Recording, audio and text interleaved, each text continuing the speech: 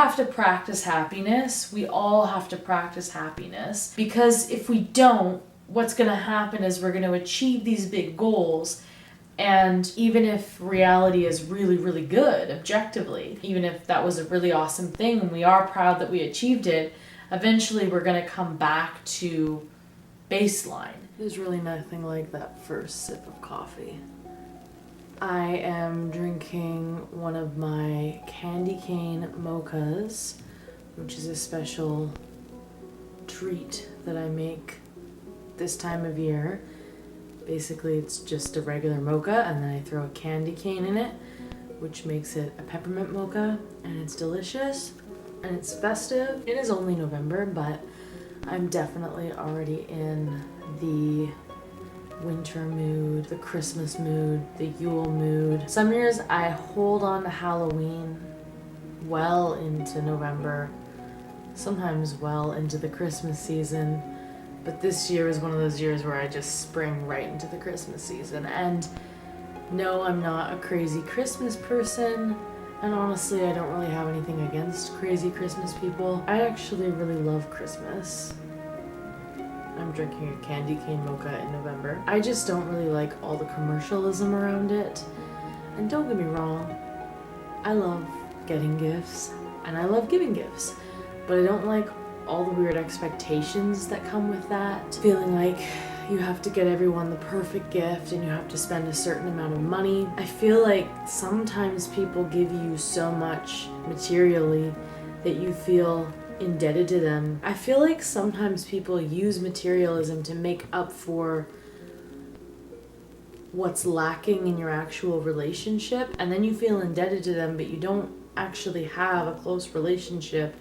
But there's more pressure that you should be close, and it's just kind of this toxic, bizarre game that we play with each other, isn't it? So I know that this time of year, it can be really hard for some people, and I fully understand that and respect that and appreciate that. And there are years where this time of year is really hard for me too, and actually, you know what? I think part of why I like getting into the Christmas mood before December is because November's less busy, less hectic, and there's more relaxing time, downtime to just sip peppermint mocha and just be with myself, which is why I'm here filming this writing / drawing / creating vlog. I'm just gonna call it a writing vlog, even though I'm gonna be doing a lot more drawing than writing. I did just write, let's see, how many words did I write? So when I started my writing session, I was sitting at 75,270 words, and now the manuscript is sitting at 76,539 words. So that makes 1,269 words for today's writing session. I don't think I'm going to write anymore today, but I am glad that I got what I got drafted. I just finished kind of a tricky chapter. Not tricky because the chapter itself is inherently tricky, but tricky for reasons that I'll get into in a bit. I want to spend the afternoon drawing. I want to spend it working on illustrations for other projects that I cannot talk about right now. I love just putting a candy cane in the mocha because the candy cane melts and just becomes thinner and thinner until it just dissolves into nothingness over the course of me enjoying my beverage. But I digress. Also, I'm sitting under a blanket for this vlog. I don't know if you can see, but honestly, I'm not having the best day. I looked forward to this day for like basically my whole work week, because today is my Saturday. I look forward to this day because I was like, oh yeah, I'm gonna write and draw and I'm gonna vlog it and I'm gonna feel so good. But I just woke up with the worst congestion I've had in a long while. I get really bad congestion, especially in the morning. I know this is gross. I'll spare you the details, but basically I have a lot of allergies and a lot of sinus issues.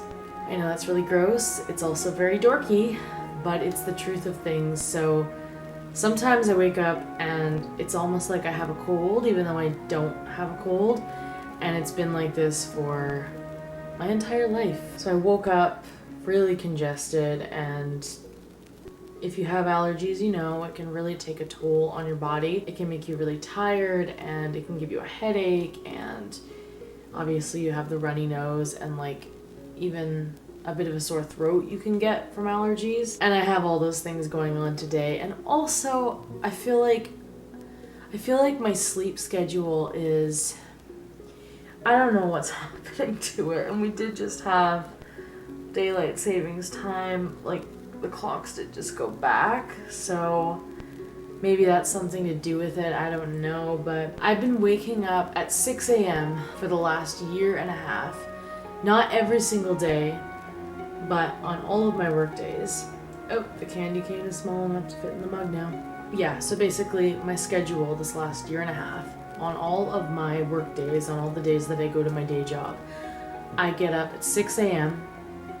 and I write for 3 hours, and then I go to work. And I have to say, the longer I've done that schedule, the easier it's gotten, the more quickly I wake up after getting out of bed. But the harder it's gotten to sleep in on the weekend. I used to, when I first started doing the schedule, I used to not get a lot of sleep during the work week, and then on the weekend I would kind of make up for it, and I might have like a big 9, 10, 11, 12 hours sleep for at least one, if not a few days of my weekend. And because I only work 4 days, so I have a 3-day weekend, which I am so grateful for. But now I think my internal rhythm, my circadian rhythm, I think it's called, I think that has changed. I think it's adjusted to want to wake up at 6 a.m. because even on the days when I can sleep in, I'm waking up at 6 a.m. naturally, even if I stay up late. So on my weekend nights, like if I stay up a little bit late and then I'm thinking, oh, I'll sleep in even just till 8 o'clock in the morning, it just doesn't work. My body just wakes me up at 6 a.m. and I actually really enjoy those early hours, although I didn't today because I'm feeling kind of off physically, emotionally. Anyway, I think what I'm gonna have to start doing is getting up early, or at least creating space to get up early every single day. And by creating space, I mean going to bed early. And then even if I don't set an alarm for 6 a.m. on my weekend, just still going to bed by 11 at the latest, so I have that 7 hours. So that way if I do wake up, I've at least gotten enough sleep, because yeah, my internal clock is definitely shifting, and I can't stay up late anymore, at least not without feeling really off the next day, because I can't really sleep in anymore. And I've never been a huge napper, so like I don't think I'm gonna go lay down for a nap today. I think I'm just gonna go through the day, do the things that I really do genuinely, authentically want to do, which is write, which I did, vlog, and draw. But I'm gonna take it at a gentler pace and not expect myself to like get a million things done. That's why I feel satisfied with my 1,200 words. And I have to remember too that like 2 years ago, 1,200 words would have been like a really great writing day for me. It's only in this last year and a half that my average word count for a drafting day turned into 2,000, 3,000, sometimes even 4,000. Like it depends on how long I go, but I typically draft about 1,000 to 2,000 words an hour, but it used to be more like 500 to 1,000 words an hour. So I have to just remember to look back at how far I've come as a writer and be proud of myself, and not be constantly forcing myself to be as productive as I possibly can. Life is not about just being productive and just like optimizing your productivity. Life is about living and being present, and right now I am present. I'm present with the fact that I don't feel very good because I didn't get enough sleep last night, and also just because I woke up with quite a severe allergic reaction. And that's okay. It's okay that I don't feel good. I'm working on not judging my feelings. Like, yeah, I looked forward to this day all week. All throughout my work week, I was like, I can't wait to get to my weekend so I can spend Monday just writing and creating and drawing and vlogging, and I'll be in my own little world. And like, I'm still gonna give that to myself because that's what I want. And even on a bad day, doing these things can be so beneficial, but it's all about the way I approach them. If I approach it like, you've got to get things done, it's not going to feel very good. It's going to feel really awful. But if I approach it like, I'm doing this for my soul, it's completely a different story. I just topped up my coffee, and yeah, coffee is making me feel quite a bit better today. I'm glad that I'm indulging in a nice cup of coffee. I don't drink it every day, but I do like it as either a treat on my weekend or when I'm in a pinch. Like if I'm severely underslept and I have to go to work, or on days like today. I'm not at work, it's my weekend, so it is a treat yourself moment, but I also don't feel very good, and I'm kind of having a bad day. Bad day mentally, bad day physically, but this coffee is helping, as is just talking to you and kind of just making sense of my thoughts. There's not really anything going on for me mentally. It's just, yeah, I don't know. Sometimes, you just, to quote Anne of Green Gables, sometimes you just kind of get caught in the depths of despair.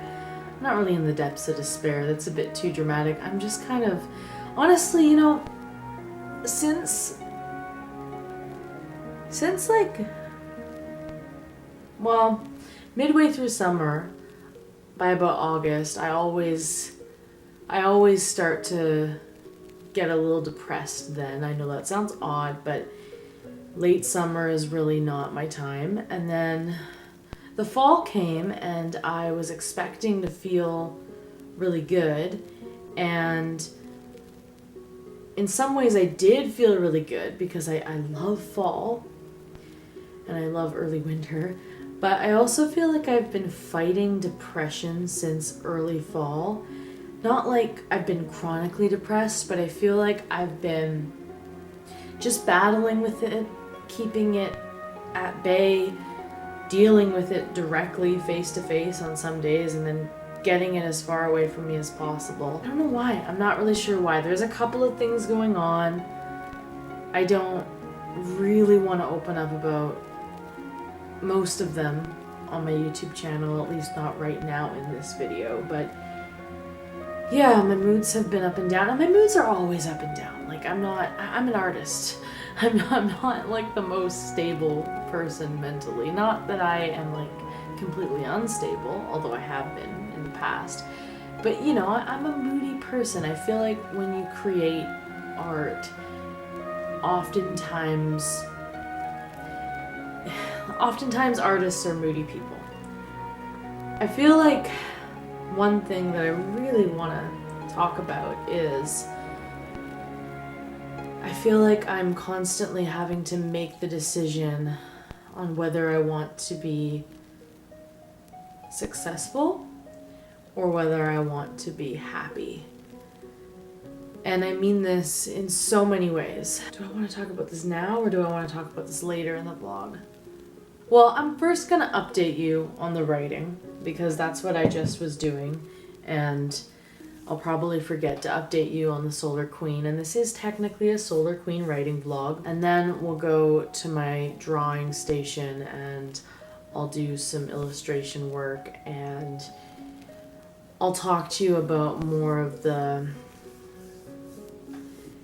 emotional, psychological, philosophical, spiritual stuff. So the Solar Queen has been going pretty well.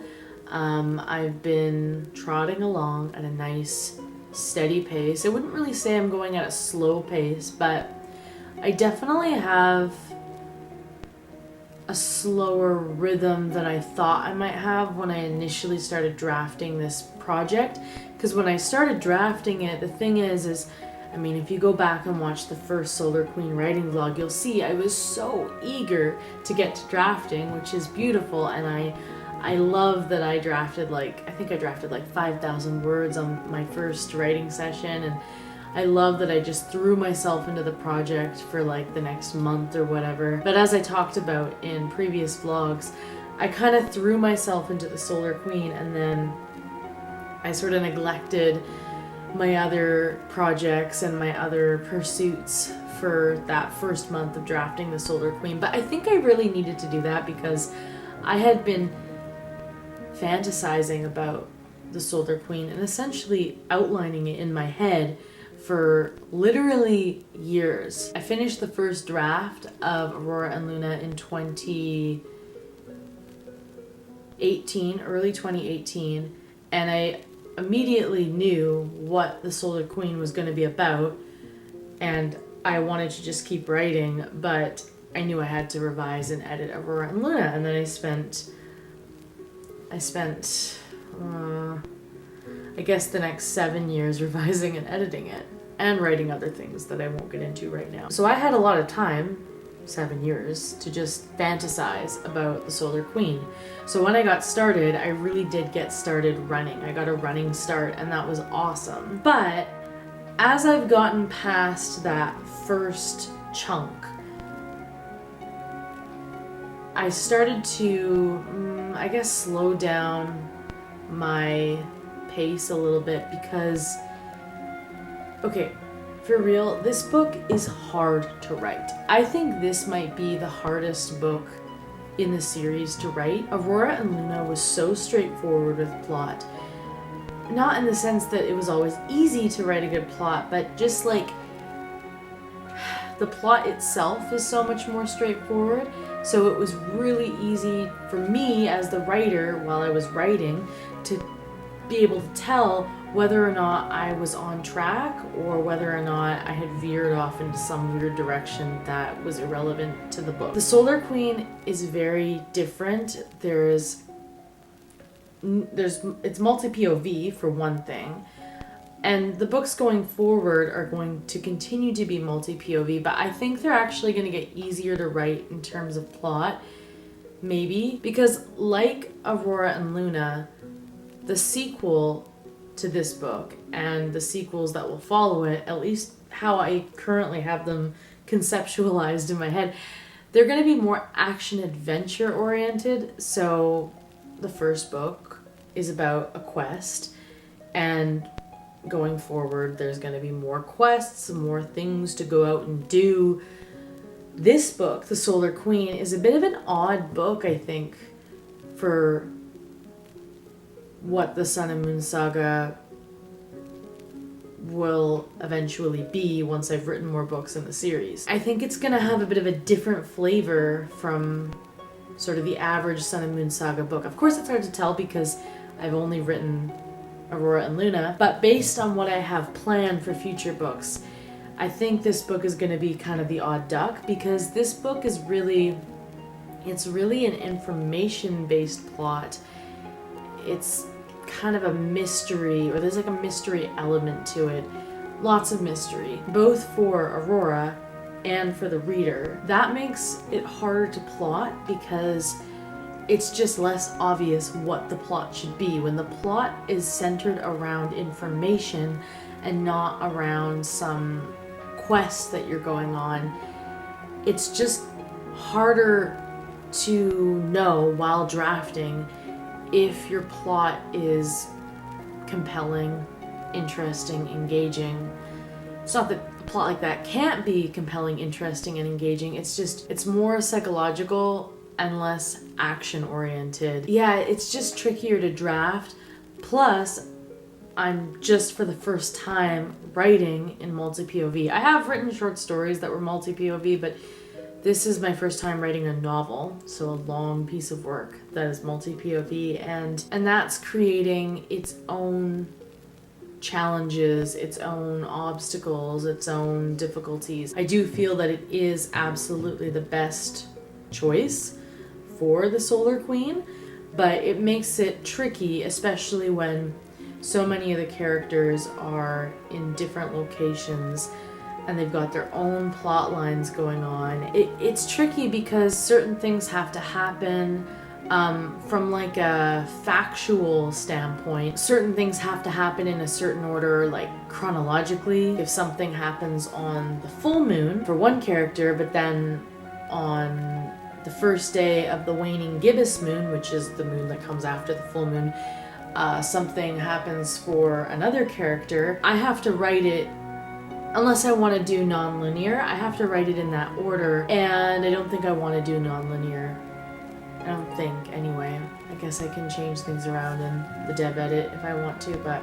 So in a sense, I just want to follow what happens in chronological order, but also from like a storytelling point of view, you kind of want to hit certain beats at certain times. Now, I do have an outline, but it's not a super detailed outline. Like, I don't have all my plot beats outlined. I don't have all my chapters outlined. I just have like general points I want to hit. Mostly I used Take Off Your Pants. I can't remember the author's name, but I used the book Take Off Your Pants to do my outline, to first come up with my character arcs for each character, because each of the main point of view characters is going to have their own character arc. And then I used Brandon Sanderson's Promise, Progress, and Payoff just to kind of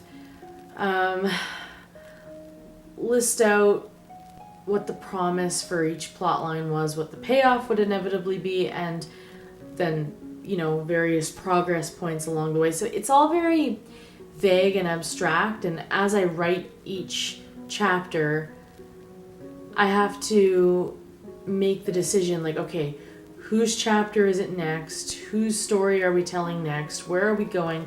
And sometimes it's just really hard to know if I'm on track or if I've completely lost the plot. And yeah, it's a trickier book to write.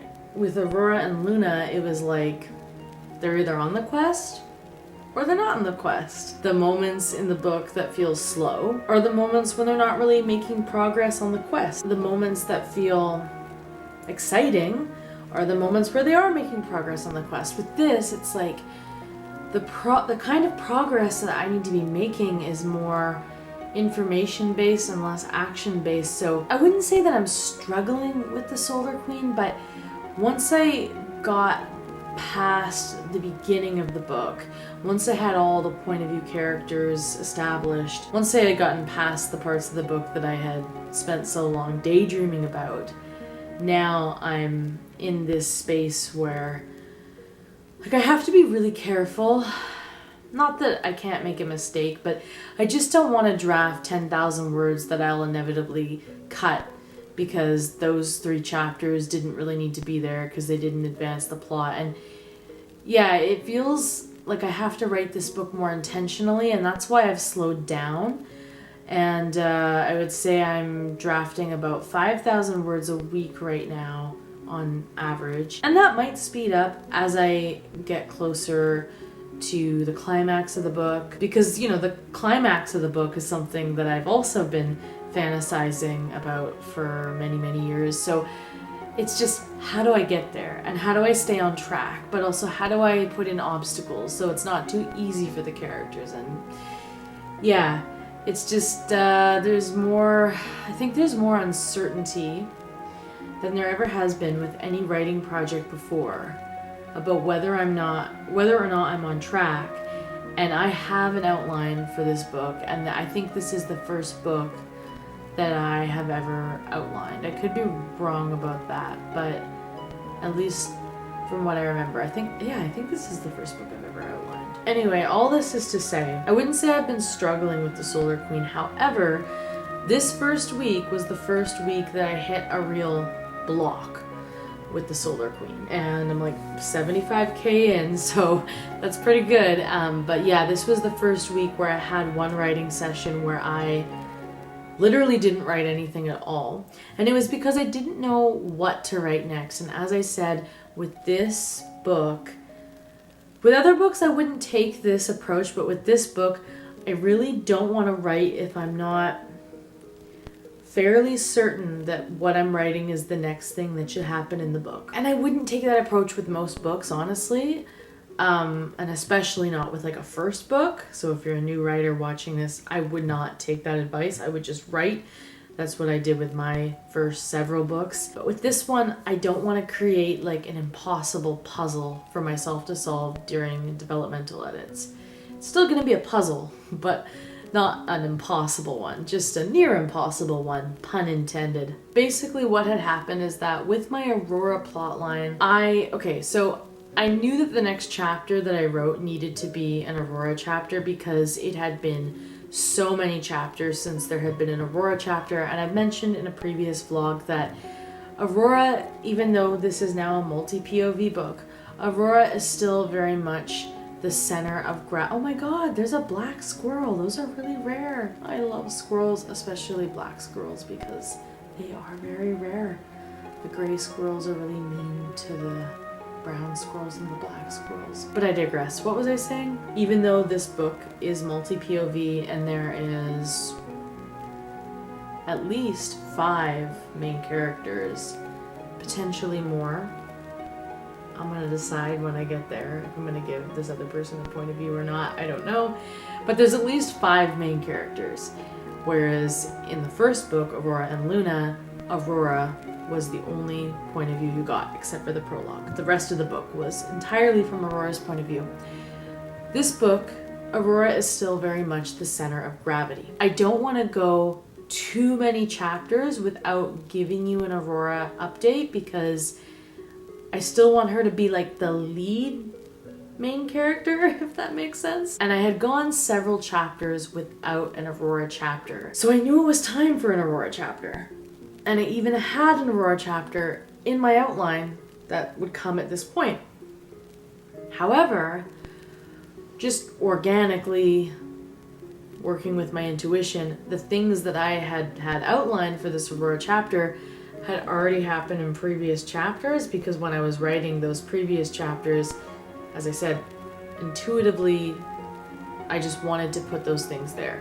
It was just this organic thing that just happened. It just felt right. So I did it, not really thinking of the consequences of that. And then I got to this chapter that I needed to write for Aurora, and there was nothing really to write. But I also knew we needed an Aurora chapter, and I knew I couldn't go into the next stuff that I had outlined for her because that has to happen at a very specific time, and other things have to happen with the other characters before that happens for her. So yeah, it was just confusing. I don't know if that makes sense. It's kind of a headache to even think, much less say out loud, much less listen to, but basically, I was just confused about what to write next for this character. So I went and instead of writing that day, I read through all of the Aurora chapters that I had written, and I just made notes and I just brainstormed ideas. And I did actually get one really cool idea that I hadn't considered before, and I think this idea that I got in doing that is gonna make the whole book so much more compelling. And I did work my way out of the block, and I did get back into actually putting words to Paige's document. And yeah, I started writing the Aurora chapter. It flowed pretty well. I just finished that chapter this morning. I'm gonna try to write a whole other chapter this week. I'm gonna try to hit 80,000 words this week, so that would be like another 3,500 words or more, because the chapter might be longer than that. I'm not sure. That one is going to be from Sky's perspective, which is a perspective that I'm still very much getting used to writing. I've written from Daisy's point of view a fair bit now. She's had a few chapters now, so I'm starting to understand her point of view better. But Sky's is still, I mean, she's just so logical because she is, well, I'm not gonna say, but she is very logical, and there's a very specific reason why she's so logical. It has to do with not just who she is, but what she is. That's a very hard perspective for me to write because I am not a logical person. I'm the kind of person, I get a little bit of morning congestion and I feel depressed. So, to bring it full circle. So yeah, I'm gonna leave writing for today and hopefully come back to it later on, maybe tomorrow, maybe the next day, maybe the day after that, I don't know. I'm just gonna kind of wait it out and see when I feel inspired. I'm going on an awesome epic hike tomorrow up by a waterfall. It's going to be beautiful and I'm so excited for it. And also I find hiking and walking really, really helpful for just generating ideas for my stories. And hopefully some ideas about this next chapter for Sky will come up on my walk. I mean, I already know what I'm going to be writing. I just don't have all the details yet. And yeah, as I said, writing from that point of view is still a little unfamiliar to me. So yeah, I've been writing about 5,000 words a week, and I haven't been writing the Solar Queen every single day. I have instead used days away from the project, even if I'm still working on other projects on those days. I've used those days away from the Solar Queen to just kind of let my mind meander and sort of daydream and brainstorm and fantasize about what I could write next or what I should write next. And it's just been a different rhythm than what drafting normally is for me, because usually when I'm drafting, I'll get so caught up in a project that I'll just draft, and I'll just draft as quickly as possible and get it done. But I'm finding with this project, it's better to like write one day, take a day away from it, write 2 days, take a day away from it, write another day, take 2 days away from it. I'm just finding that's working better, so I'm taking kind of a slower pace.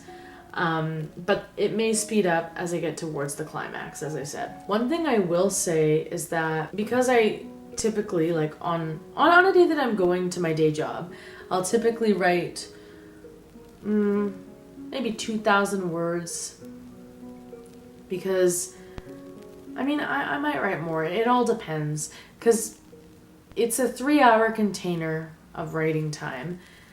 But some of that time is spent making tea and making porridge, and during that time I stay off of my phone and I actually just let my mind wander as I'm doing those things, and I try to keep thinking about the project and keep imagining what would happen next in the story, and I find that really helpful. So even when I'm not sitting down and actually writing and I'm just like brewing tea, I'm still writing in a sense, because my brain is still very much focused on my manuscript. And then, of course, the first hour is usually not the most productive hour. It's usually the second and third hour that things really start flowing.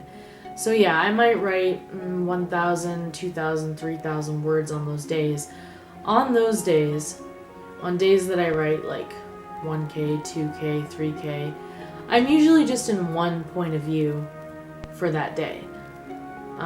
Or I might switch point of views partway through because I get to the end of a chapter or whatever, but I have to say, it's really, really weird to spend so much time away from certain points of view. I'll probably spend the rest of the week in Sky's point of view, and that'll be like 2 weeks away from Aiden and Zale's point of view. That's something that I'm still adjusting to, because I'm just not used to that. Like, I'm not, I don't know, I feel a bit like, I don't even know how to describe it. I'll miss certain points of views. I often miss Aiden's point of view. I often miss Luna's point of view. So I'll miss certain points of views, but it's also just like, I'll forget that the book doesn't solely consist of that point of view. Yeah, it's hard to explain, but like when I was writing Daisy's most recent chapters, I kept forgetting that the book wasn't just from Daisy's point of view, which I guess is kind of good from a writing standpoint because it means I'm really in her point of view. But I also had to keep reminding myself, like, this is just one of 5 points of view that you're gonna have in this book. And like, yeah, it's just kind of weird. But also, when I did that near 10K writing day, I think I wrote 8,500 words or something like that, and I kept switching points of view.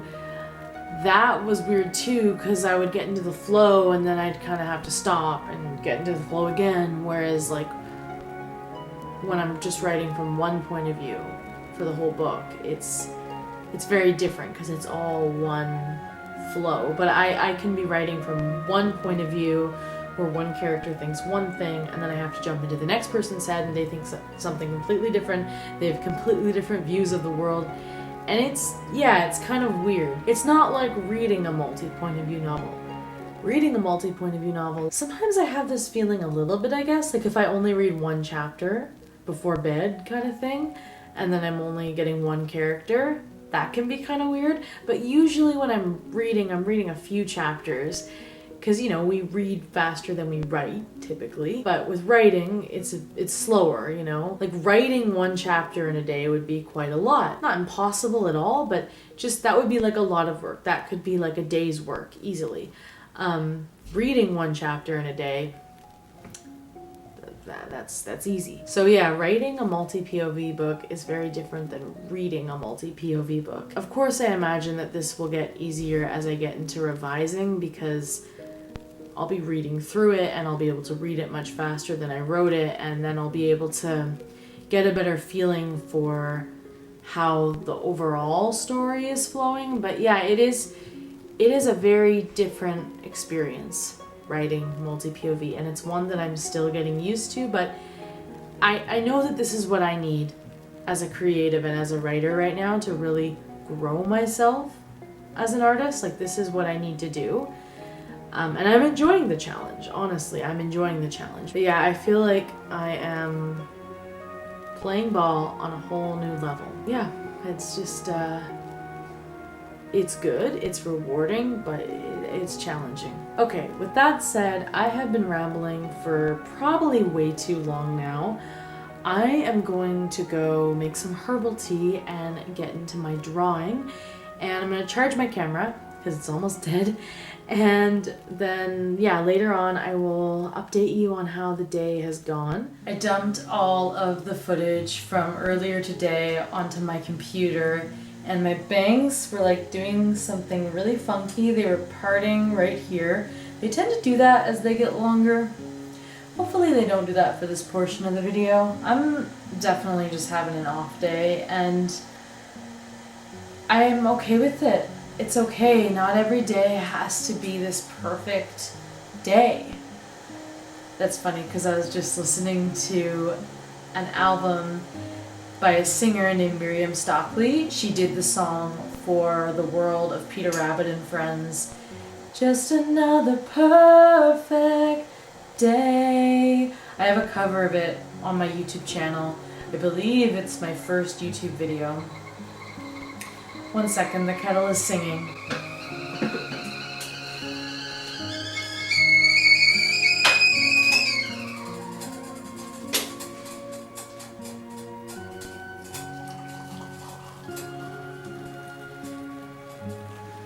I'm gonna let my tea steep for a bit because I'm drinking this loose leaf tea, which I get from the honey farm that I go to. Solstice apple chai, organically grown honey bush, heritage apples, cardamom, cinnamon, cloves, black peppercorns, ginger, fennel, nutmeg, orange peel, and vanilla bean. It's basically a chai tea that doesn't have any caffeine in it. It's delicious. I love it. It's perfect for afternoon, evening, because I love chai tea. It's probably my favorite kind of tea, honestly. And it's nice to have something that is caffeine free, because it means that I can have it any time of day.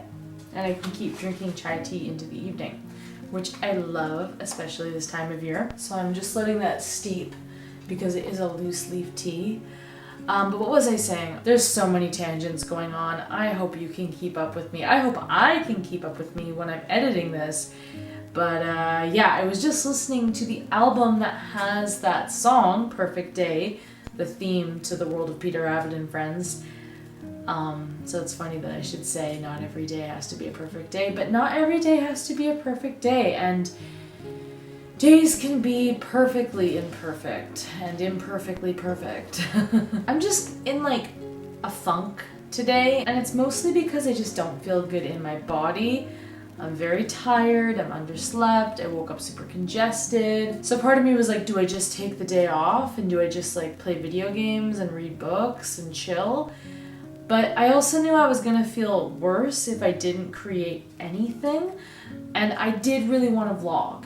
And today was the day that I had carved out for vlogging because I thought it would be a good time to update you on the Solar Queen and update you on all the other things going through my head as I'm creating. I keep a list, I keep a running list as I go through the days and through the weeks in between vlogs of notes, things I want to talk to you about. The main thing I really want to talk about, now that I've, in the previous clip, already updated you on the Solar Queen, the main thing I really want to talk about that I have been struggling with, especially like, I mean, I've been struggling with this for a while, but I mean, a long while, but especially since I've been dealing with this depression, which I have been, as I said, through fall and now winter. Because depression, it makes everything so much harder to do. So I've had these days, these scary days where I'm like feeling like, oh God, even just like making dinner, it just feels insurmountable. Let alone writing 4,000 words, working an 8-hour shift at the day job, practicing yoga. Like, there's so many things that have to get done in the day. Some of them are really baseline survival things like making money to pay rent, cooking dinner, taking a shower.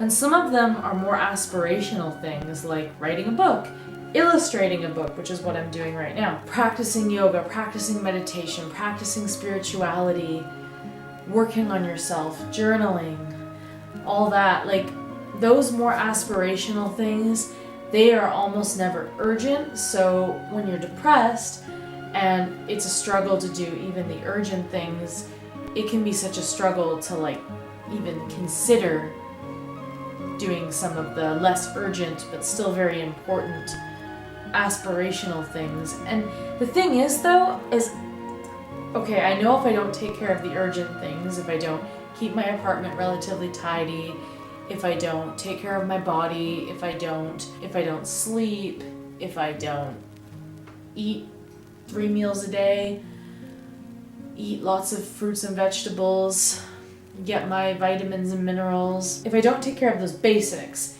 I'm gonna feel depressed. I think anybody would.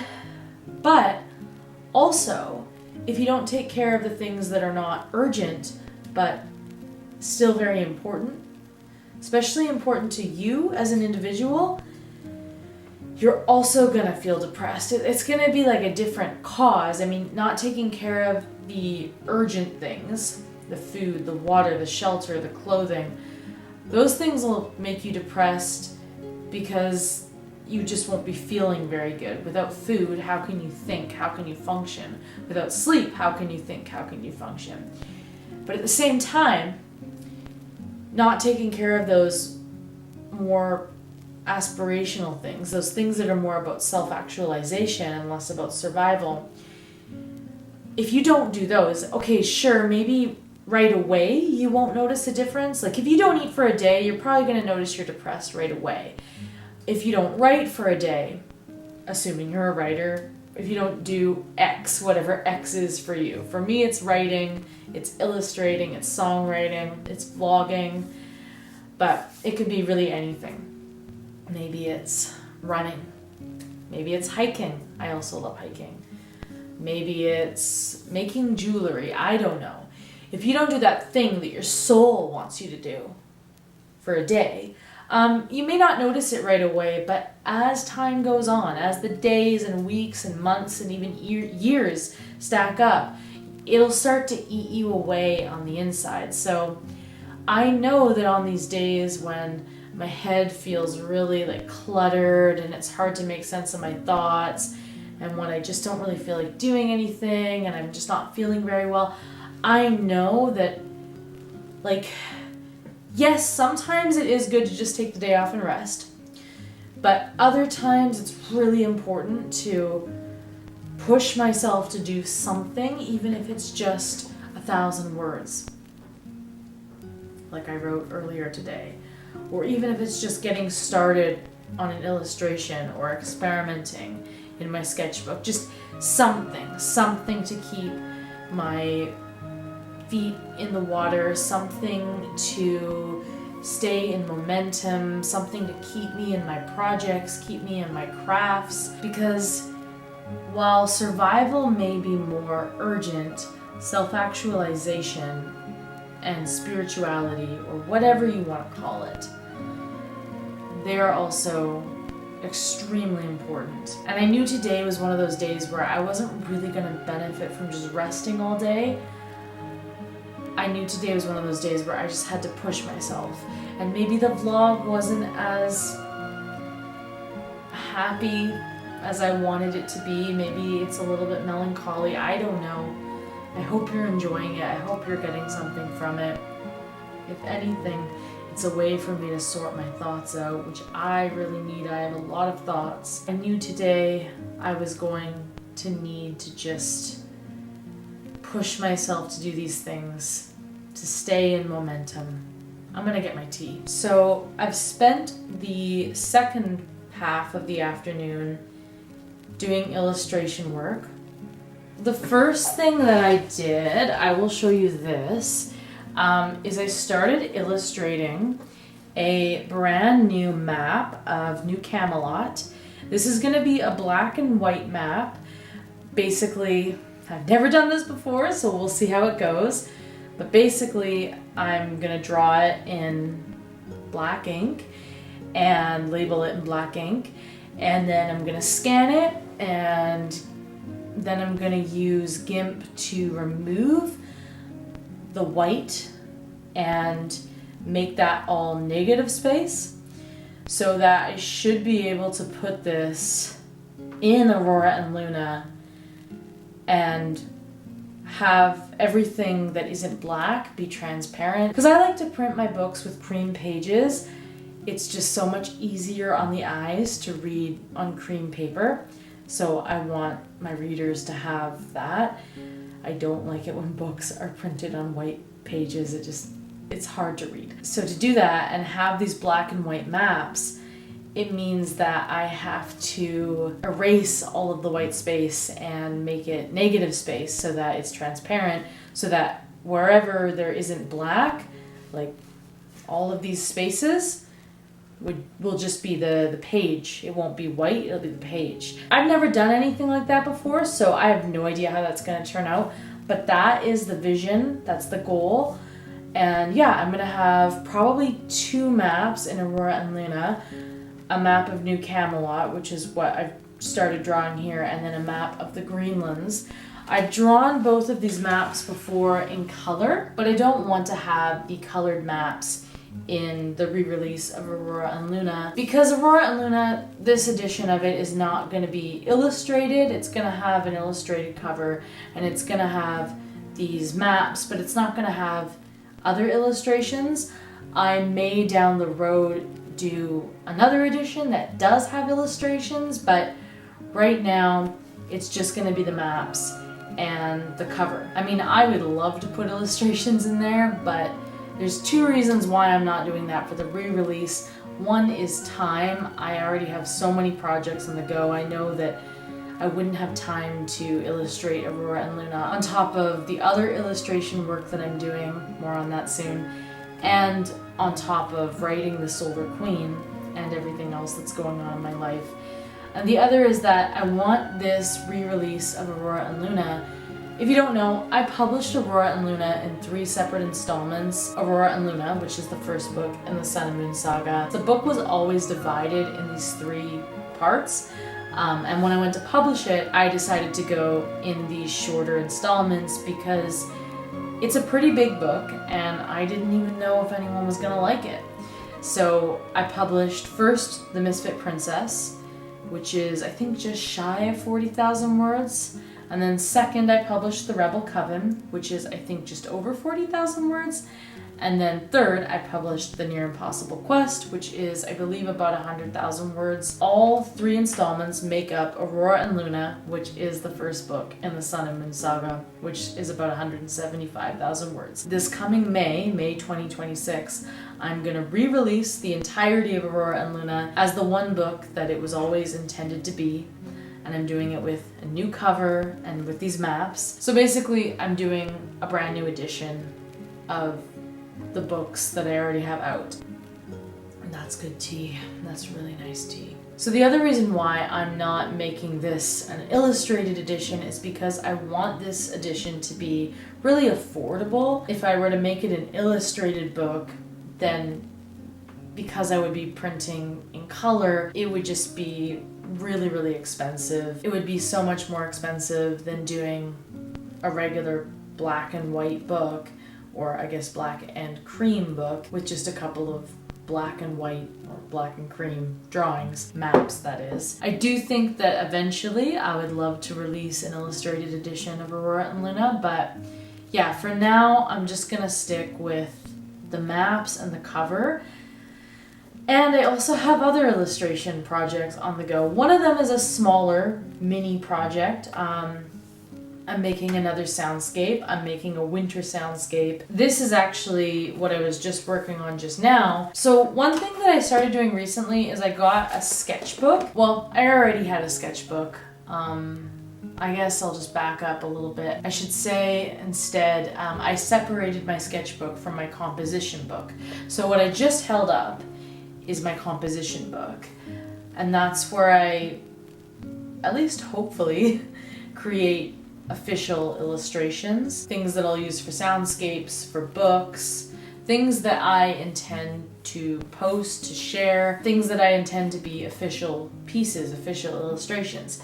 My sketchbook is a place where I mess around. I also refer to it as my art journal or my visual journal. Separating the two has been really helpful for me because before, I just did it all in one sketchbook because I just had a sketchbook and that's what I had been using just to draw just for fun for a long while. And then I started creating soundscapes and I started illustrating my work, and I would just do all the illustrations in that sketchbook.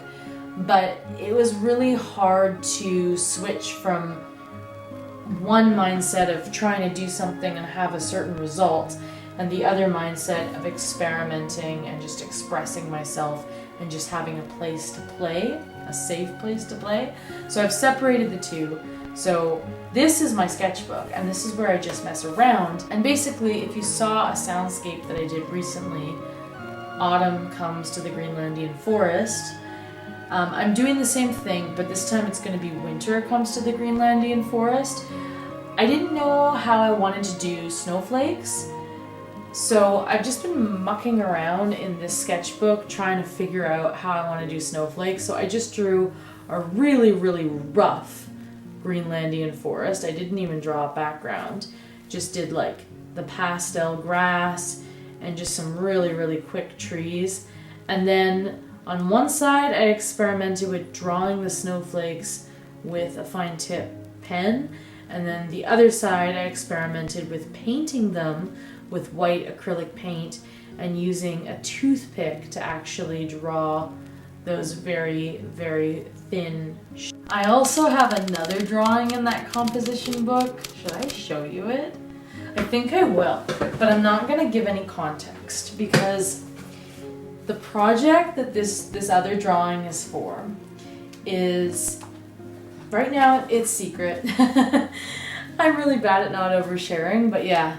I finished I did this whole drawing on my last weekend. It's for another project that I will not tell you about right now, but will tell you about eventually, I promise. And that project is, my two main projects right now are writing the Solar Queen and this other project that I can't tell you about. And then I'm also, getting Aurora and Luna ready to go, and I'm obviously vlogging. And me and Eric, my partner, are writing songs for Ghost of a Girl, which is our band. We recently released a brand new EP and 2 new music videos. I'll have them linked in the description if you would like to listen to my music. Please go check them out. I would really appreciate it.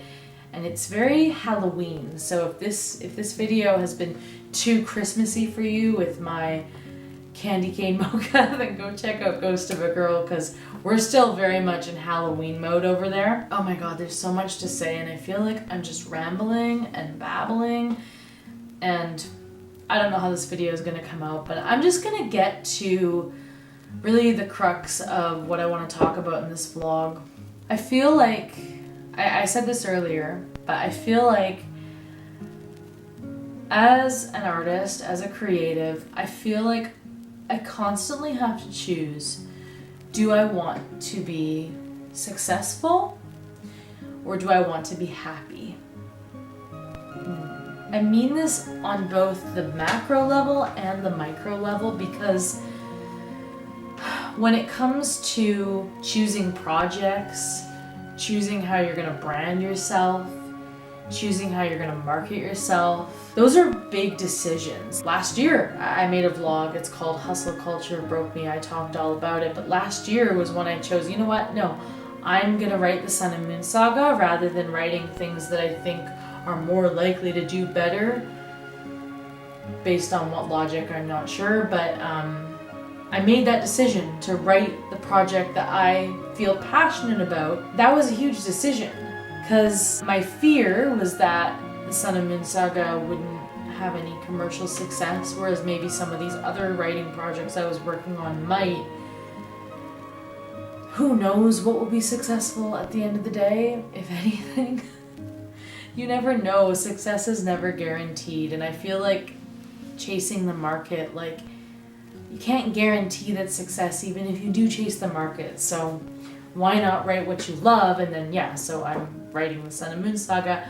I've been so much happier with my creative practice, but maybe I am sacrificing something, because maybe my other projects are more marketable than this one, and maybe there's a sacrifice I'm making. I don't know. I'll never know, because you can, like, unless I could have suddenly lived 2 lives these last year, and in one life work on the Sun and Moon Saga, which is what I've been doing, and then in the other life work on these other projects and publish them, and then compare the 2 lives, there's no way to know which one would have been successful. So that's ultimately why I think you have to choose what you love when it comes to your creative projects, and not what you just think will be successful. But that's a hard decision to make. And I mean, some people do chase the market, and some people do that really well, and they make a killing, and all the power to those people.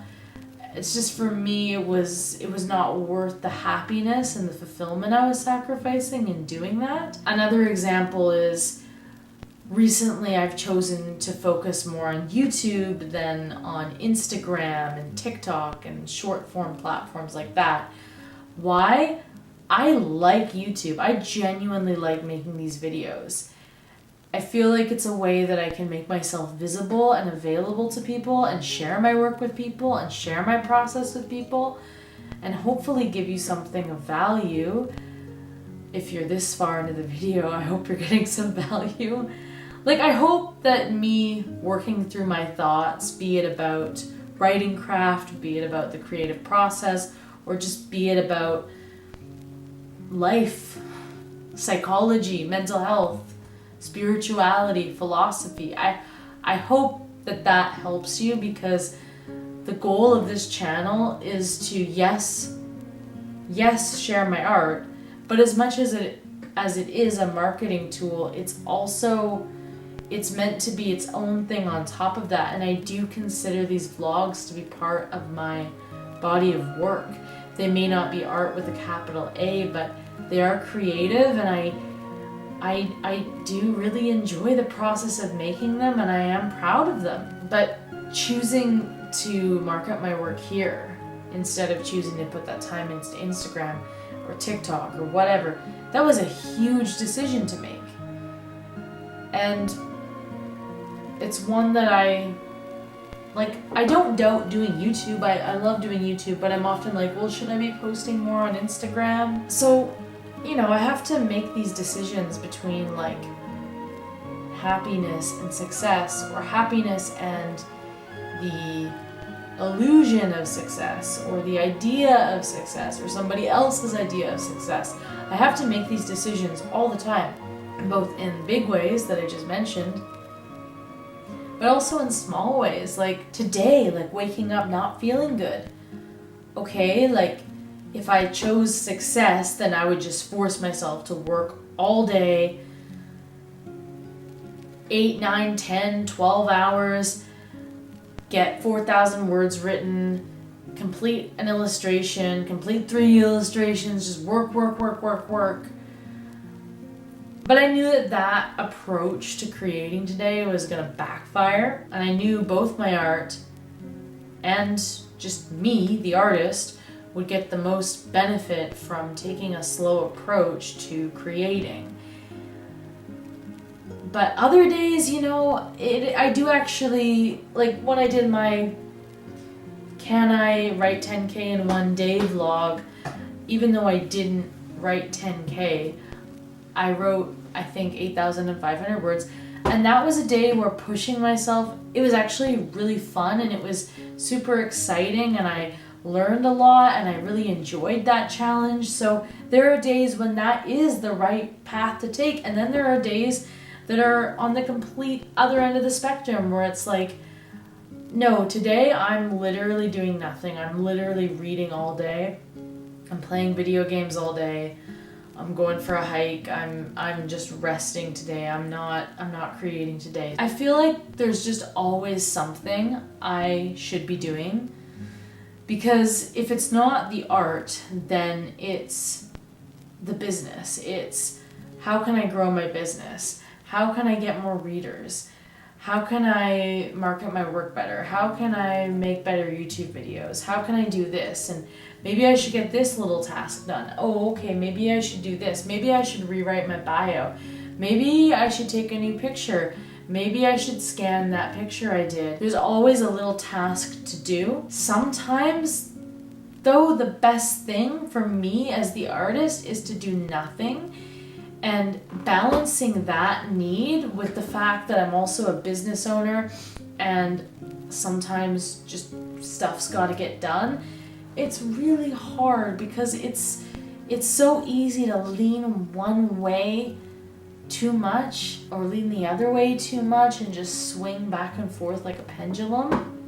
It's a confusing path to be on, because on the one hand, sometimes, you know what I actually need? I actually do need to just make a cup of tea and read a book, to just enjoy my life, to be bored.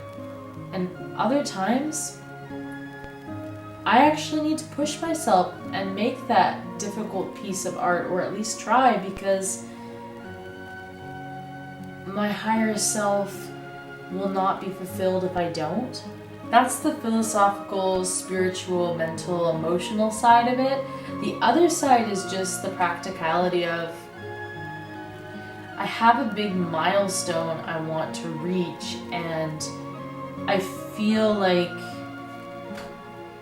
it's just, for me, it's really hard to not, like, it's hard to focus on anything else other than hitting this milestone. And the milestone I want to reach is, I want to be a full-time author. And I know that, honestly, like, if I hit that milestone tomorrow, magically, like, I know that, yeah, it would feel amazing initially, but that in like, I don't know, let's just say 3 months. I don't know how long it would actually take.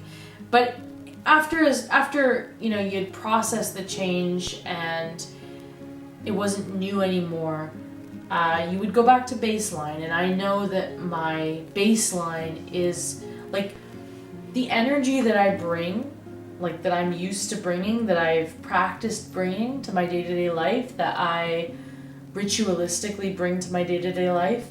That is the energy that my life will be in, no matter what's going on outside, like externally. What I mean by that is I have to practice happiness. We all have to practice happiness, because if we don't, what's going to happen is we're going to achieve these big goals, and even if reality is really, really good, objectively, even if that was a really awesome thing and we are proud that we achieved it, eventually we're going to come back to baseline. So I know that sounds a little bit trippy, but all this is to say that I know that even though I really want to hit this milestone in my life, I know that ultimately, like, if I'm not happy now, like, if I'm not practicing happiness now, I'm not going to practice happiness then, if that makes sense. But the other side of that is that, I mean, one of the reasons why I want to reach this milestone is, just I want to feel proud of my accomplishments. And for me, it's just something I want to be able to say that I am a professional, full-time author. Because writing is what feels like, it feels like an expression of my soul. And I want that to be, like, we live in a culture where we very much identify with our work. And because of that, I know that I have internalized the idea that to be a legitimate writer, I need to be full-time. So that's one part of it, the more egoic side of it. And I mean, that's the side where I think that it's easy to fool myself into thinking when I get there, I'll feel good about myself. No, in reality, if I don't feel good about myself now, I'm not going to feel good about myself then. I might feel like a little bit better, but like, do you know what I'm saying? The issues I have now, the emotional issues I have now, the psychological issues I have now, they'll still be there when I get to that milestone. But the other reason, the main reason, the real reason why I want to write full time is because I just want to spend my days doing this, and I don't want to spend it doing something that I don't find meaningful. I feel like with hairdressing, which is my day job, I feel like I picked the best day job I could. It's not like I don't find any meaning in my work. I certainly have with certain clients and with certain kinds of hairstyles, and I love doing color. I love doing creative hair, creative cuts and color. I love doing bobs. But really what makes it feel more fulfilling to me ultimately is the client. If the client is someone that I feel like I can really please, then I do generally feel a lot better about my work than if I have a day full of clients that are difficult to please or just not a fit energetically for me. But even on my days when, it's all my favorite clients and I'm doing all my favorite procedures. Procedures sounds so medical, but you know what I mean. Like, I'm doing color, I'm doing my favorite clients, I'm doing my favorite cuts, doing lots of bobs. Even on those days, like, I would so much rather be at home writing and creating. And if you are my hair client, I'm sorry. Please know that I do always enjoy my time with you. It's just, for me, this very much feels like this is what I'm meant to do with my life. And unfortunately, with being an artist, is there's not really a day job. I mean, sure, I could get a job as like a copywriter, or I could get a job as, like, maybe at this point an editor or something like that. Like, I could do work in my field, but for me, I would rather do something that's creative that's not related to writing than do something that's not creative but is writing, because it's just easier to go to a whole other planet and do something completely unrelated than it is to like almost be doing my passion but not quite. That's just me. You know, I know lots of writers do work as full-time editors or full-time copywriters or full-time what have you. And I think that's totally valid, and if that works for you, that's great. For me, hairdressing meshes really nicely with writing, and I'm really grateful that I have my hairstyling and that I can do that to pay my bills and that I don't have to stress about paying my bills. But I also, like, there are days when it's just painful to go to a job and not be writing. And I know that sounds a little bit, maybe it sounds a bit entitled, maybe it sounds a bit juvenile, I don't know. I don't care. This is my vlog. These are my honest thoughts, and I know there are people who will relate with this, but like, if I'm feeling inspired, and most of the time I am, at least to some extent, feeling inspired to make art, I don't want to be going somewhere else and eating up a bunch of my time doing something else. I want to be focused. There's things I want to make, and I feel like I have to move at a sometimes painfully slow pace just because I don't have as much time as I would if I wasn't working. And I know that if I wasn't working, like, it's not like I would just suddenly have an endless well of time. I know that time would still be limited, but I could probably go at like twice the speed that I'm going at now, and I could definitely enjoy it more. Like, finding like pockets to work in, it's good because I think sometimes that structure can help creativity, but at the same time, I think like sometimes it's just nice to be bored. Like, what's really nice about today is that I've taken it at a really slow pace and I've really enjoyed every activity I've done, and it's not even like I'm having the best day. I'm clearly having kind of an off day mentally. I've said that like 5 times, I think, but it's just like I'm still just really enjoying the process of creating because, yeah, this is what I love to do, and if this could be my everyday, oh man, that would be like my dream life. So all this is to say that that's kind of the other side of this, is that while yes, I know that like if I don't feel good about who I am now, I'm not gonna feel good about who I am when I'm a full-time writer. And if I don't feel good about everything I've accomplished now, I'm not going to feel good about those accomplishments then. Because I think that kind of happiness, that kind of feeling good, I think it's a practice. It's not a destination that you reach. It's the journey you take getting to that destination, as cliche as that is. I've learned that because so many times I've been like, when I do this, I'll be happy. When I get this, I'll be happy. When I'm here, I'll be happy. And then you're never happy because you're always moving towards happiness. So I think while that is absolutely true, I think it's also important to acknowledge that at the same time, if I was writing and creating full time, I would get to do the thing I love like all the time. And I wouldn't have these big chunks of time, these 30 hours a week spent doing something that, like, yes, I enjoy, but people always say like, oh, like if you don't like your job, just get a different job. It's like, no, it's not that I don't like my job, it's that I like something else so much more. Like, I like my job fine, but there's something else that like I love that I like. Nothing is ever going to compete with that. Or maybe not nothing. Maybe I will find some other passion that I have. But I just feel I am a writer.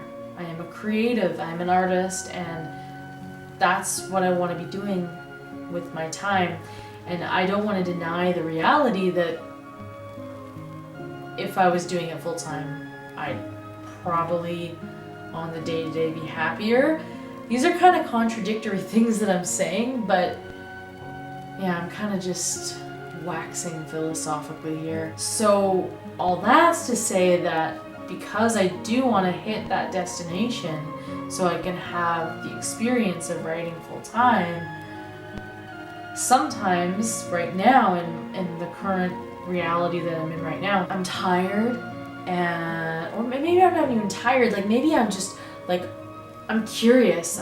I know I should be working, but I actually just want to go to a coffee shop with my journal and just journal for fun.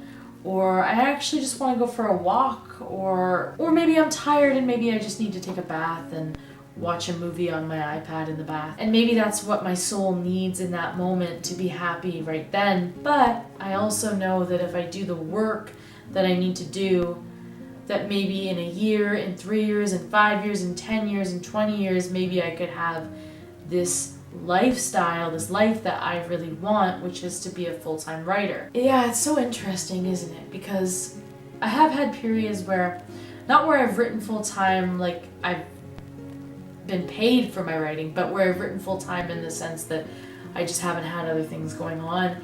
And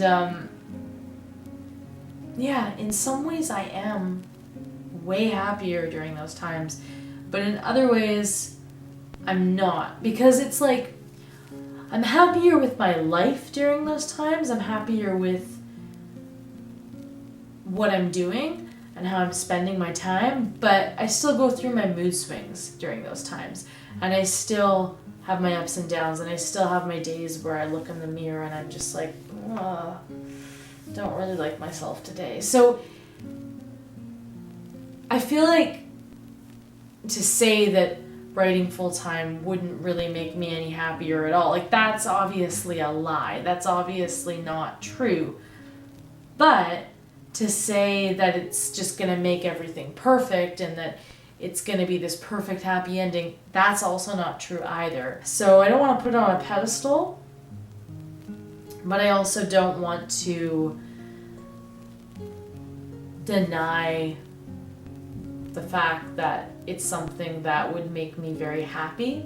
So when I say I feel like I have to choose between success and happiness as an artist, what I mean is both the macro, choosing the projects you want to work on, choosing how you're going to brand yourself, choosing how you're going to market yourself, making those big life decisions, but also choosing how you're going to spend this day, this moment, this week, this month. And it's confusing because sometimes the things you think equal success don't really equal success. Recently I was trying to get back into making reels, and my goal was to make one promotional reel a week, and I was going to make them all in one session, batch them all, do all the editing, all the copywriting, everything at once, and then I'll just have them and I can just put them out once a week. And I did that in October. I felt like those were some of my best promotional reels, and I felt like I enjoyed the process of making them the most.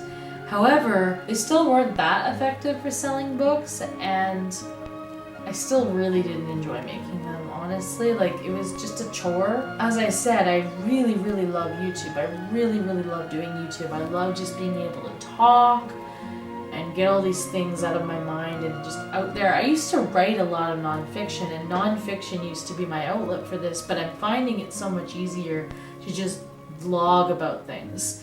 And that's great because it allows my writing time to just be about writing fiction, which is what I really ultimately want to write.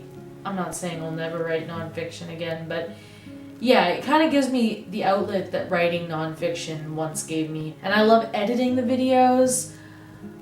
It's another kind of self-reflection. I mean, expressing this is self-reflection, but editing the videos is self-reflection too, because I'm going through the thoughts that I just said out loud, and I'm really listening to myself and really getting an idea of what I was thinking and feeling on that day. And I find it very interesting because I'm a very introspective person. Yeah, and I would say that introspection and self-reflection and also self-expression, like those are all important values to me. And I love putting the music to the vlogs. I just love all the editing for the vlogs. And I just love that on YouTube I can make these soundscapes for New Camelot, and I can illustrate these scenes, these landscapes, and then put sounds to them and read excerpts from my book. And it's just like, it's so creative, it's so authentically me. I've also got other projects for YouTube in the works that I'm not going to talk about quite yet, but like, you could probably tell, like, I'm passionate about this and I love doing it. But it seems like most authors, they promote their work, at least most indie authors, promote their work through reels, through TikToks, through shorts, and they list all the tropes of their book and they have some like catchy hook. So it feels like, to find the success that I'm craving, that's what I have to do, because that's what I see other people doing. But what if me choosing happiness here by focusing on YouTube instead of social media, like, what if I'm also choosing success? Like, what if this is actually a better way to market my work? Because my work is deep and it's hard to convey that in a shallow little Instagram post. I think it's a lot easier to convey that in a YouTube video. And so maybe, I don't know, maybe my ideas of what success are or how success must be attained, maybe they're not even accurate. So it at least feels like I have to choose between success and happiness a lot of the time, but maybe I don't. Maybe I don't. Another thing I often have been thinking lately is like how a lot of the times, the busy work doesn't really lead anywhere. Like making like a bunch of little posts for social media, like it doesn't really ever do anything, but sometimes the things that I do that don't seem that productive, they actually move the needle the most. Like, this is kind of a random little example, but I mentioned in a previous vlog that I did one final proofread for Aurora and Luna for this re-release that I'm working towards. So I read through The Misfit Princess, The Rebel Coven, and The Near Impossible Quest, and I just made any little changes that I need to make along the way. Capitalizing certain words, fixing typos, that kind of thing. One thing I noticed is that the writing got better as the books went on. The Misfit Princess still had a lot of like commas that were out of place and just like little details like that I would do differently now, apparently, because the Near Impossible Quest had a lot less of those things. It feels really good to see that back-to-back comparison of my work improving. And I know that my work improving did not come from me doing all these little busy things. It didn't come from me like being busy all the time. It came from me actually doing a whole lot of nothing. And what I mean by nothing is it came from me spending a lot of time reading, spending a lot of time writing, spending a lot of time editing my work, spending a lot of time journaling even. And yeah, no, that's not nothing, but those are often the tasks that are important but not urgent, right? Like, those are the things that, like, it's not the Instagram post that you feel you have to get out today. It's not the chore that needs doing. They're things that are important to do, but I don't necessarily always feel like, oh yeah, I'm really like getting a lot done today when I'm doing them, because it's deep work. It's work that doesn't always look like work. I mean, it does look like work in a sense, like when you're frantically typing away, but to get to that point where you can frantically type away, you might have to spend an hour or two in boredom. Or like, I have spent a lot of time in this last year working on my drawing. I've been taking the course Drawing on the Right Side of the Brain. And believe me, when I'm sitting there earlier today, like I was, doing this random little exercise, some drawing that no one's ever gonna see, that's just gonna sit in that book, probably away on my shelf or in a cupboard when I'm done with it. It doesn't feel like I'm getting anything done. Like, shouldn't I be getting to the illustrations that I have to do? But actually, I'm getting so much done when I'm doing that. Like, my drawing has improved so much through taking that course. To move the needle, truly, sometimes you have to take a step back and worry less about getting things done today and worry more about where are we going in the future. Like, sometimes it's not about winning the battle, it's about winning the war. Oh my god, this is so many rambles. I really hope this was interesting. This is probably, like, I've filmed quite a few vlogs now. This is probably the one that I feel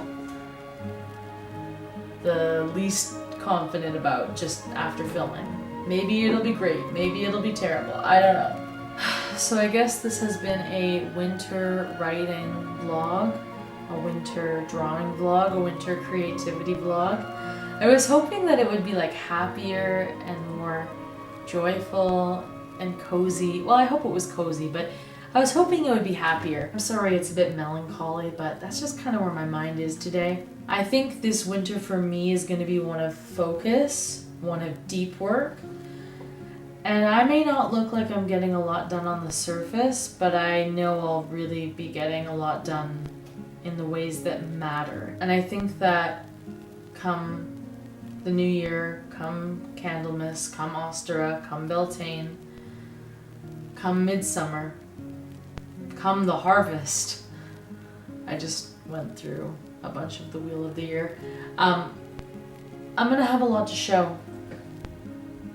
But it's not gonna look like that right away. I'm not gonna post much on short form social media. I might even like take a break from social media. I might like delete the apps. I don't know. I just wanna like pull away from that busy work and focus on what really matters to me, which is my writing, my illustrations, my music, my YouTube channel. Those are the things I really care about, and that's what I want to focus on this winter. Creating work that I can really stand behind. Not just putting out little things every day to like maybe get noticed, maybe. That's soul crushing. Yeah, I guess it makes sense that this is a winter writing vlog, even if it's not as joyful as I was hoping as it would be, because I'm really gonna go into my cocoon this winter, and I'm really gonna create and learn and grow and work on myself and work on my art and just create and hopefully return to the world in the new year having evolved, having leveled up. But this is where I'm going to end the vlog. If you would like to read my books or listen to my music, the links are in the description. And if you want to start reading the Sun and Moon Saga today, click the link in my description to sign up for my newsletter. It's completely free. And when you sign up, you get both the prologue and chapter 1 to Aurora and Luna sent to your inbox, so you can start reading it right away. And as always, thank you so much to the Lunar Coven. The Lunar Coven is my Patreon and my Substack. Your support means everything to me, and it really does help me move towards my goals. So thank you so much. If you would like to join the Lunar Coven and not only support the work that I do, but also get a bonus video from me every single month, an exclusive Lunar Coven bonus, then please click the link in my description and you can choose either Patreon or Substack. It's the same content on both. And you can join the Lunar Coven. We would love to have you there. If you liked the video, please give it a thumbs up and subscribe if you have not already. And thank you so much for listening. I look forward to reading your comments. I always enjoy that.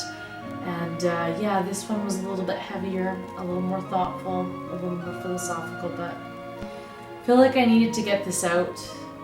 I don't know what this is. I'll make sense of that when I do the editing, I suppose. I'm going to go have an early night because I'm tired, I'm not feeling well, I have a headache, and I just need more sleep. So I'm gonna go have a nice, cozy winter evening in, and until next time, you stay cozy too.